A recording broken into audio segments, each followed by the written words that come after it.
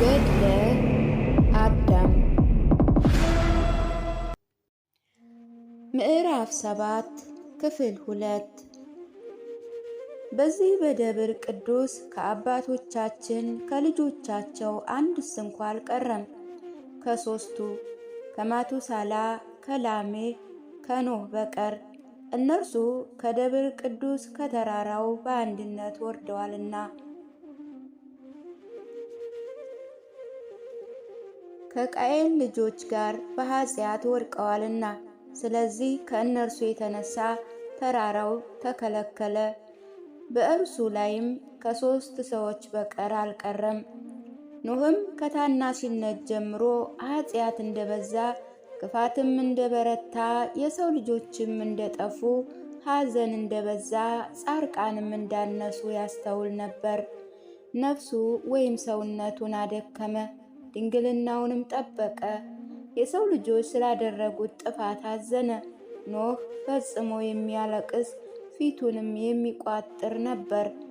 ስለዚህ ሰውነቱ በድካም አንጻር ሰይጣንም ወደ እርሱ ይቀርብ ዘንድ አልቻለም። ኖህም ከአባቶቹ ጋር ሕፃን እያለ አላስቆጣቸውም፣ ፈጽሞ ትእዛዝን አልተላለፈም። ያለ ምክራቸው ወይም ፍቃዳቸው አላደረገም።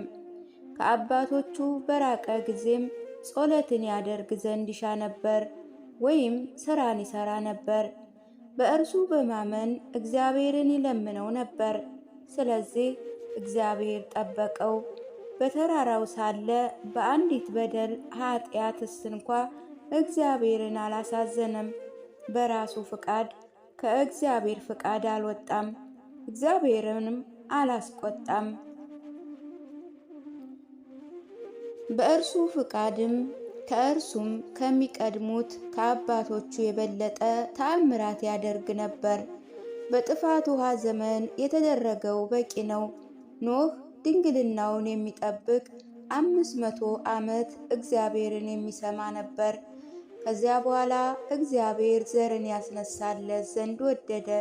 እግዚአብሔርም እንዲህ ሲል አነጋገረው፣ ኖህ ሆይ ተነስና ሚስት አግባ፣ ከእርሷ የሚያጽናናህ ልጅም ይወልድልህ ዘንድ ብቻህን ትቀራለህና ከዚች ኃላፊነቷ ምድር ትወጣለህ፣ ከዘርህ መሬትን የሚያንጽ ይወለዳል አለው። ኖህ ይህንን ከእግዚአብሔር በሰማ ጊዜ ትእዛዙን አልተላለፈም። ወደ ጥፋት የሄዱ ከሄኖስ ወገን የሚሆን የአቦሬዝን ልጅ ሃይከል የተባለችዋን ሴት አገባ። 3 ጊዜ በሩካቤ ሥጋ ተዋወቃት። ሴምን፣ ካምን፣ ያፌንም ወለደች። ከዛ በኋላ እግዚአብሔር ለኖህ የጥፋት ውሃ በዚች ምድር እንደሚመጣ ነገረው። ይህ የጥፋት ውሃ ፍጥረትን ያጠፋል። ከጥፋቱ አንድስ እንኳ በምድር አይታይም አይድንም አለው። ዳግመኛ እግዚአብሔር ኖህን ልጆችን ጠብቅ፣ ከቃየል ልጆች ጋር ተቀላቅለው እንዳይጠፉ እዘዛቸው፣ አስረዳቸው አለው። ኖህም የእግዚአብሔርን ቃል ሰማ፣ ልጆቹ በተራራው ጠበቀ። ወደ ቃየል ልጆች ይወርዱ ዘንድ አልተዋቸውም፣ አልፈቀደላቸውም። ዳግመኛ እግዚአብሔር ኖህን ለአንተም ከአንተ ጋር ላሉ ቤተሰቦችህ መዳኛ ይሆን ዘንድ ከማይነቅዝ እንጨት መርከብን ሥራ። ይህንንም በታችኛው የኤደን ምድር በመጀመሪያ በቃየል ፊት ትሰሩ ዘንድ ያስፈልጋል። እነርሱ አንተ የምትኖሩባት ያዩ ዘንድ እዚያ ይመለሱ ንስሐ የሚገቡ ዘንድ ነው። ካልወደዱ ግን እነርሱም ይጠፋሉ፣ እንቅፋትም በእነርሱ ላይ ይሆናል። የምትሰሩባቸው እንጨቶችንም ከደብር ቅዱስ ቁረጡ። የመርከቡ ርዝመትም 300 ክንዱ ይሁን፣ አግድሙ 500 ክንድ ይሁን፣ ቁመቱ 30 ክንድ ይሁን። ይህን ሰርተ ከፈጸምክ ወደ ላይ አንድ በር ይሁን፣ 3 ክፍል ይሁን። ከክፍሎቹ እያንዳንዱ ቁመቱ በ10 ክንድ ይሁን። የመጀመሪያው ቤት የአናብስት፣ የአራዊት፣ የሰጎኖች ሁሉ ይሁን። ሁለተኛው ለወፎች ለታዋሳን ይሁን። ሦስተኛዋ ቤት ለአንተና ለቤተሰብህ ለልጆችህ ሚስቶችም ይሁን።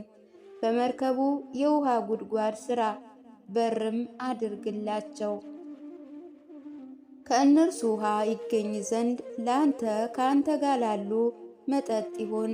ጉድጓድም በውስጡ በውጩ በቆርቆሮ ለብጠው። በመርከቡ ውስጥም አንተም ከአንተም ጋር ያሉ ትመገቡ ዘንድ የስንዴ ማጠራቀሚያ ሥራ። ዳግመኛ አብንስት ከተባለው እንጨት መጥቅ ደውል ሥራ።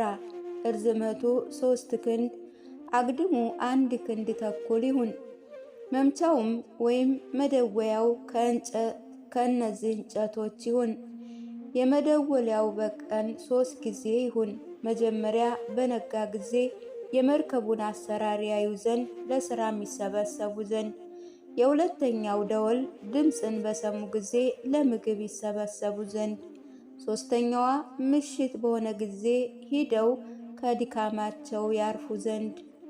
እግዚአብሔርም ኖኅን አለው፣ በሕዝብ መካከላቸው ዙር፣ ተመላለስ፣ ጥፋት መጥቶ እንደሚያሰጥማቸውም አስረዳቸው።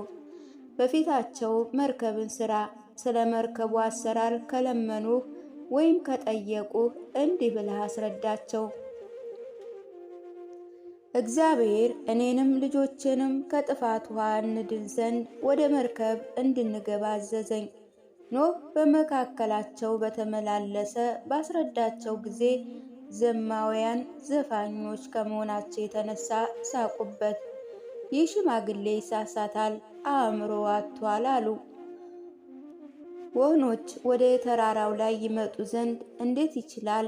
ወደ ተራራው ላይ የሚወጣ ውሃ ፈጽሞ አላየንም።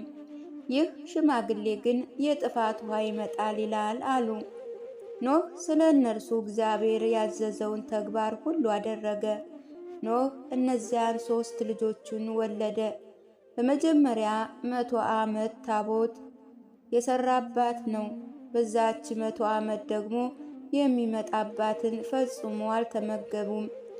የእግሩ ጫማ አልተለወጠም፣ አልተበጠሰም፣ አላረጀም። ዳግመኛ በዚያ 100 ዓመት ልብሶችን ከእርሱ አልለወጡም፣ ከእነርሱም ስራው አልተቋረጠም። በእጅ የተያዘች በትርም አልተለወጠችም።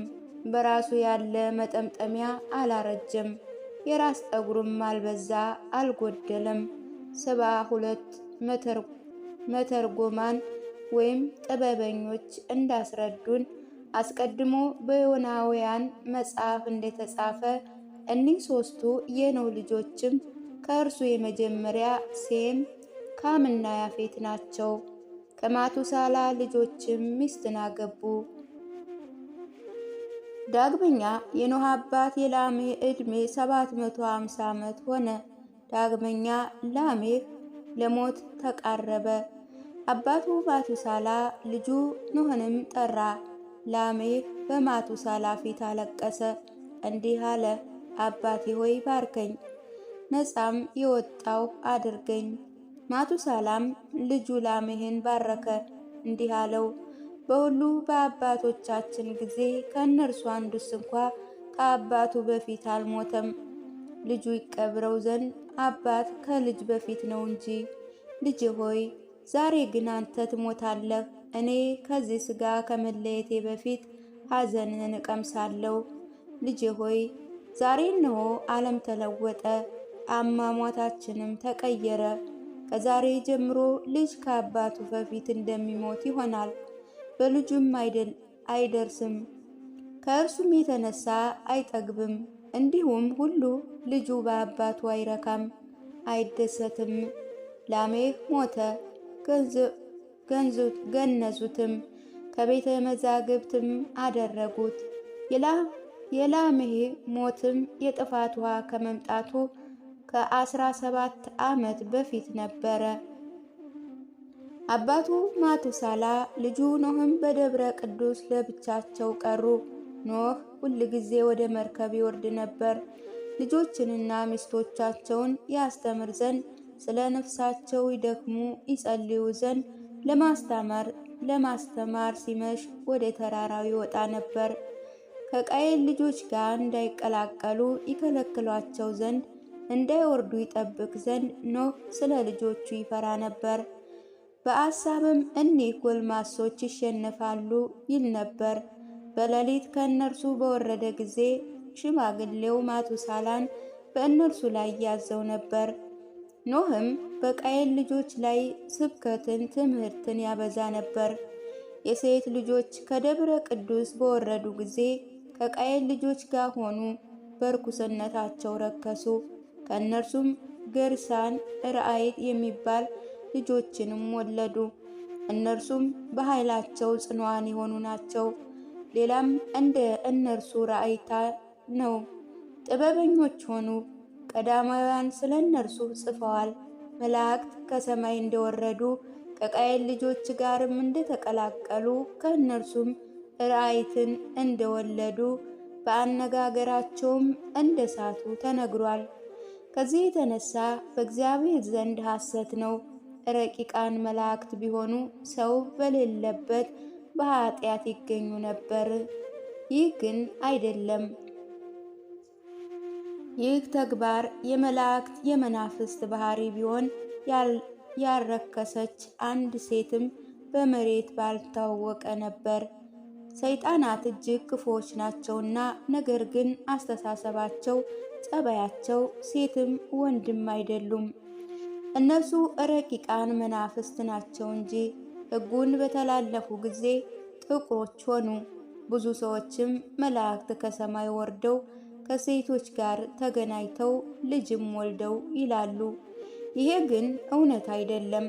ከተራራው ላይ ወጥተው የነበሩ የአዳም ልጆች ናቸው እንጂ ደናግሎችና ንጹሐኖች በመላእክት አምሳል ምስጋናቸውን በመጠበቃቸው የእግዚአብሔር መላእክት ወይም ልጆች ይባሉ ነበርና። ሕጉን በተላለፉ ጊዜ ግን ከቃየል ልጆች ጋር ተቀላቀሉ፣ ልጅም ወለዱ። የማያውቁት ግን መላእክት ከሰማይ ወረዱ፣ ከሰው ልጅም ጋር ግንኙነት አደረጉ፣ ከእነርሱም ራእይት ወለዱ ይላሉ። አዳምና የሔዋን ልጅ ልመናቸው